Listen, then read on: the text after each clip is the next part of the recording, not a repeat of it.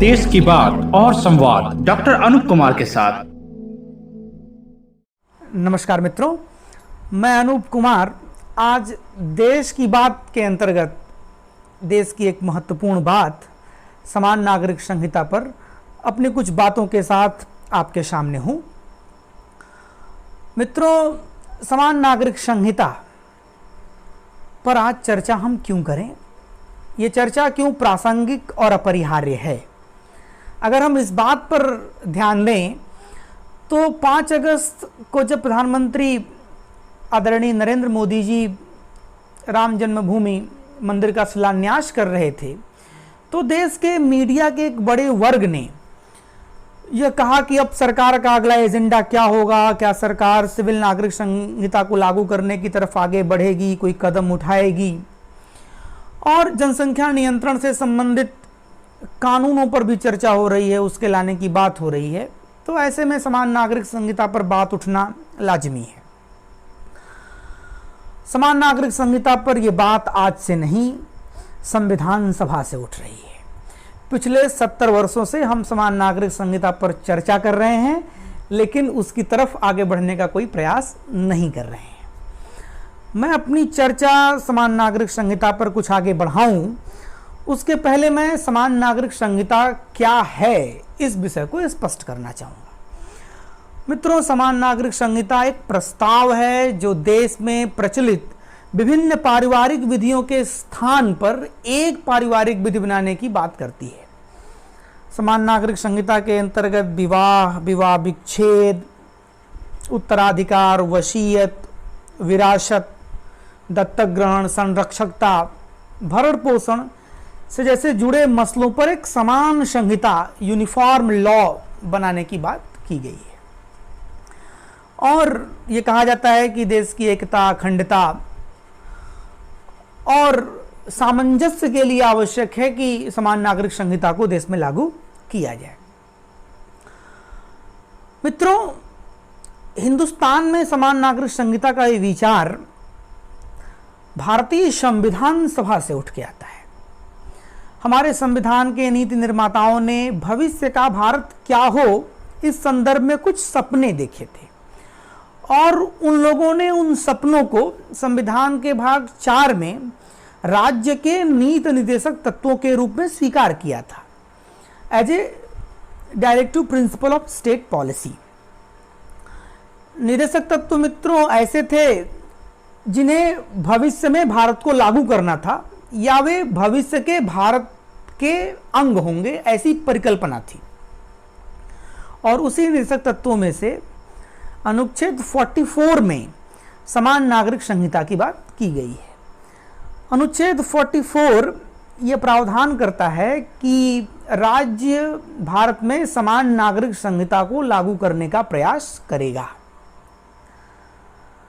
तो क्या राज्य लागू करने का प्रयास करने के लिए बाध्य है?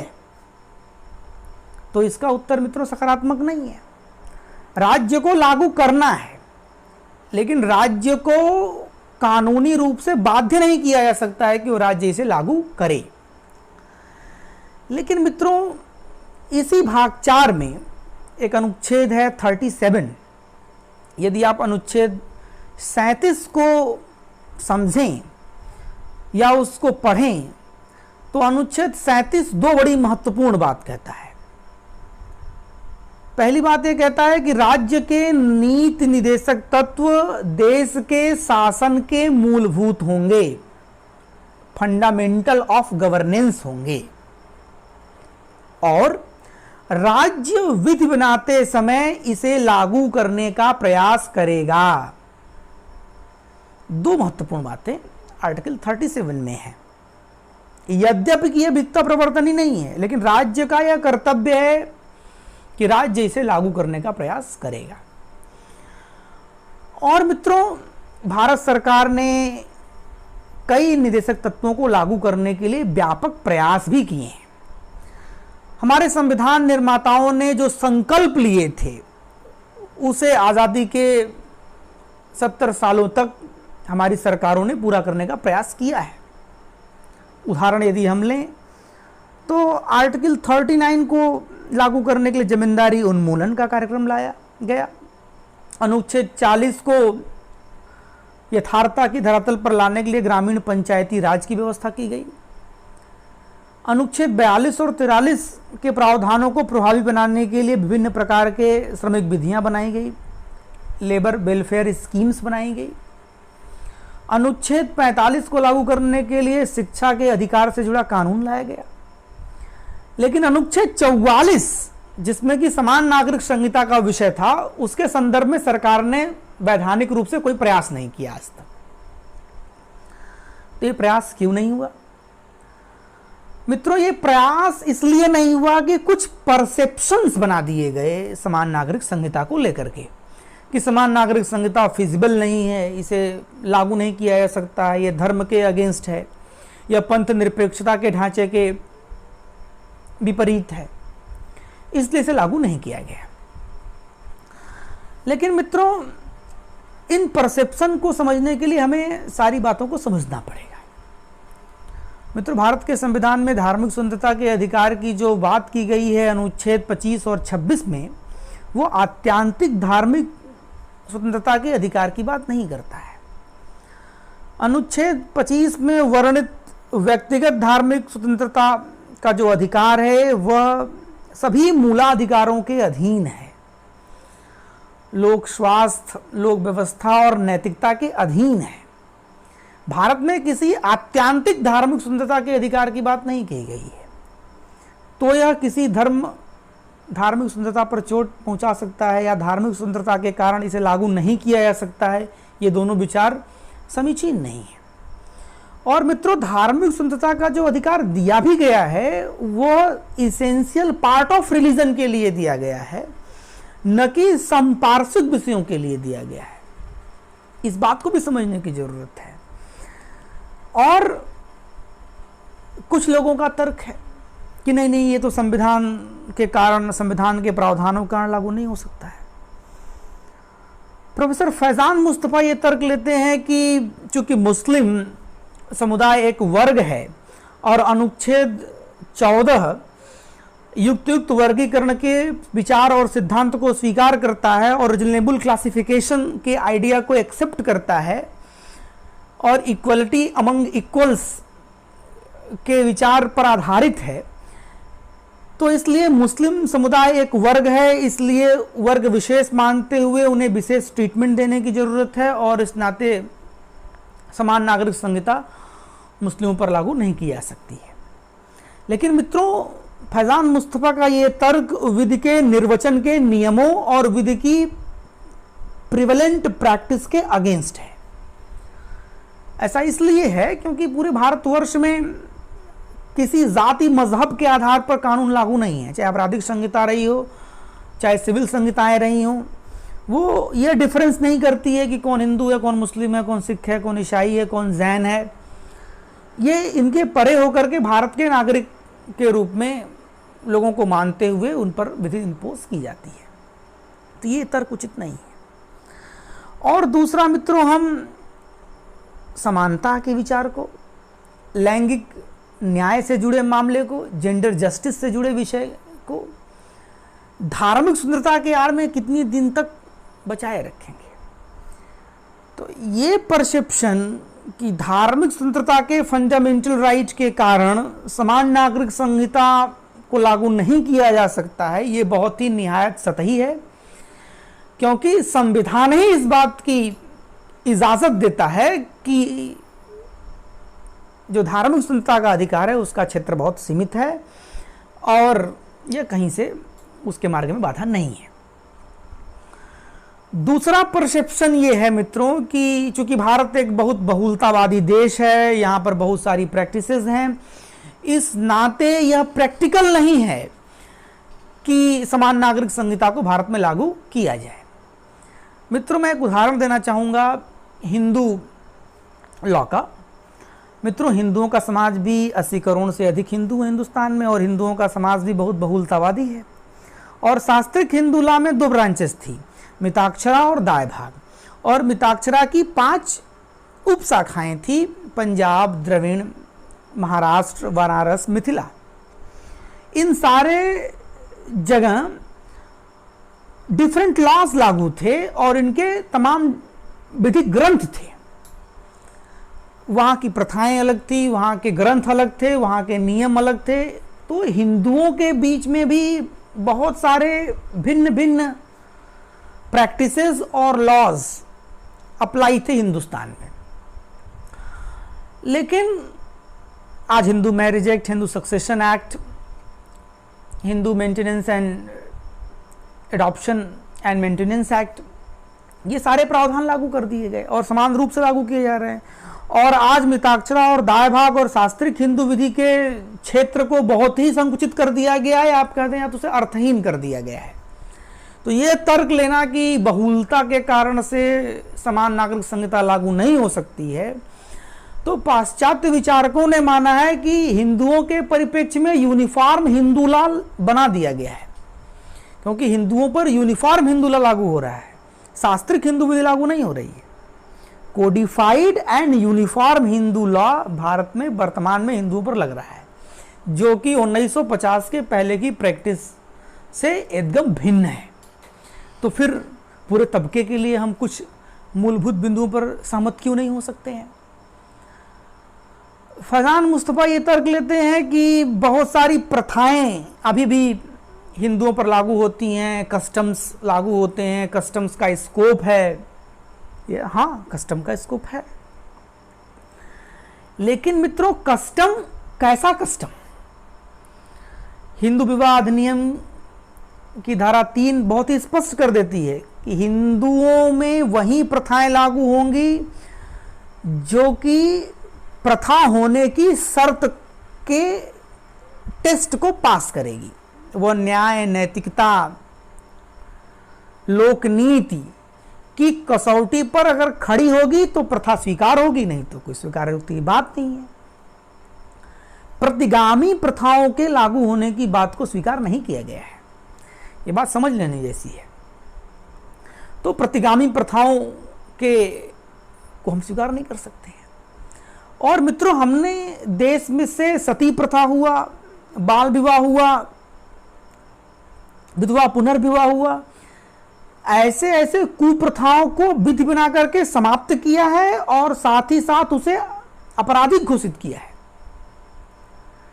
अब हम कुप्रथाओं को धार्मिक स्वतंत्रता, पंथ निरपेक्षता के आधार पर कंटिन्यू नहीं कर सकते हैं।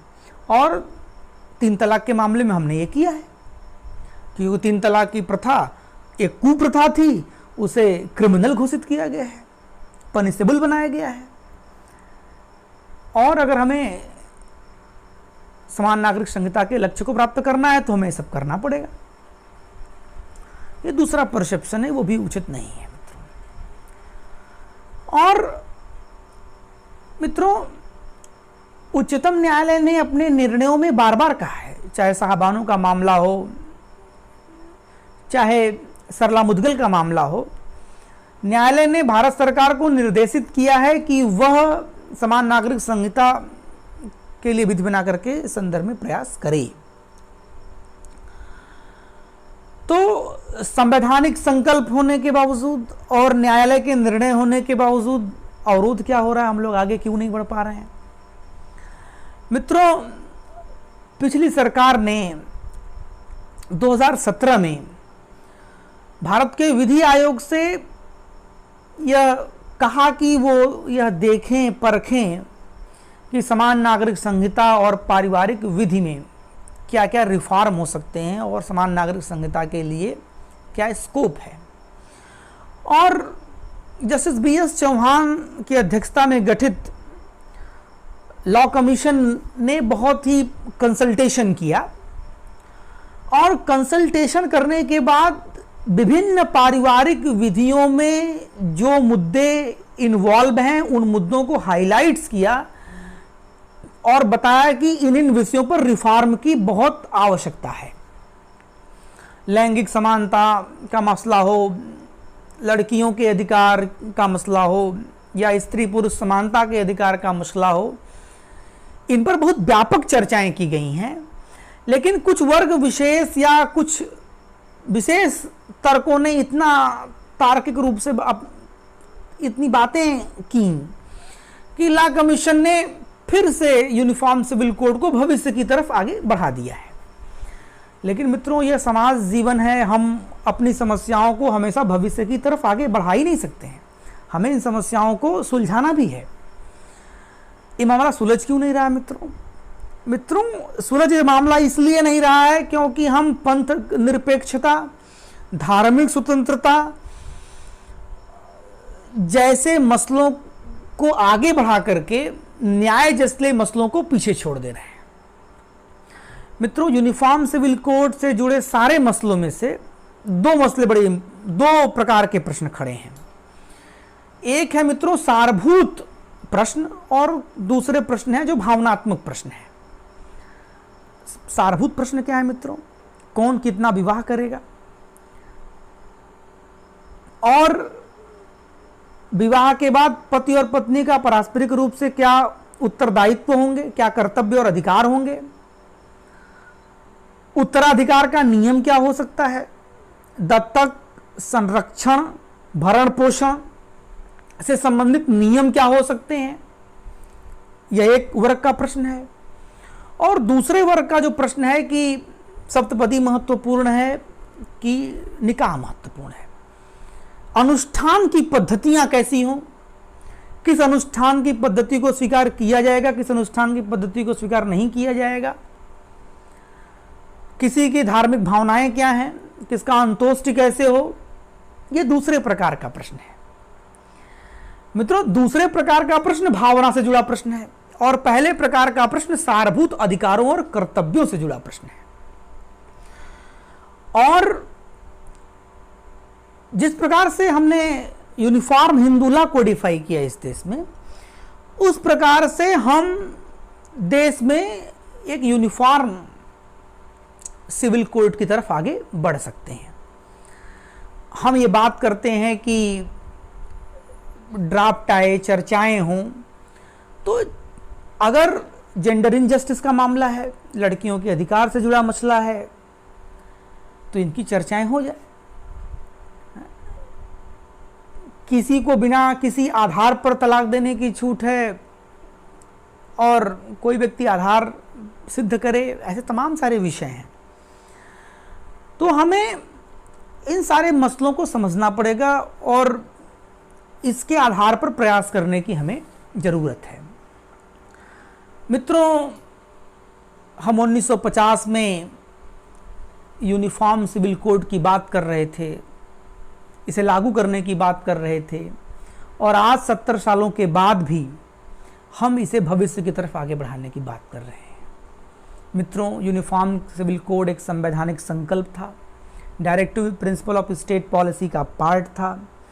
उच्चतम न्यायालय ने कई निर्णयों में सरकार को यह निर्देशित किया है कि वो इसे लागू करे, लेकिन हम सतही प्रश्नों में उलझ जा रहे हैं। किस धर्म के लोगों को क्या छोड़ना है, क्या मानना है, ये विषय नहीं है। हमें सारभूत अधिकारों और कर्तव्यों से जुड़े विषयों को बहुत ही सटीकता के साथ, न्याय के साथ सुलझाने की आवश्यकता है। और समय अच्छा है, बहुत सारे संवैधानिक मसले, विधिक मसले वर्षों के बाद दूर हो रहे हैं।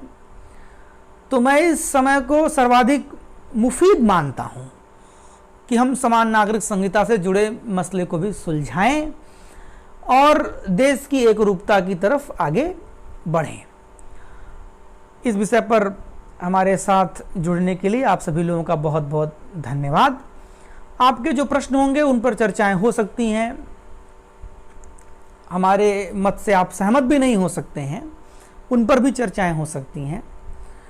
आप सब लोगों ने धैर्यपूर्वक सुना होगा, ऐसी आशा है। बहुत बहुत धन्यवाद। नमस्कार।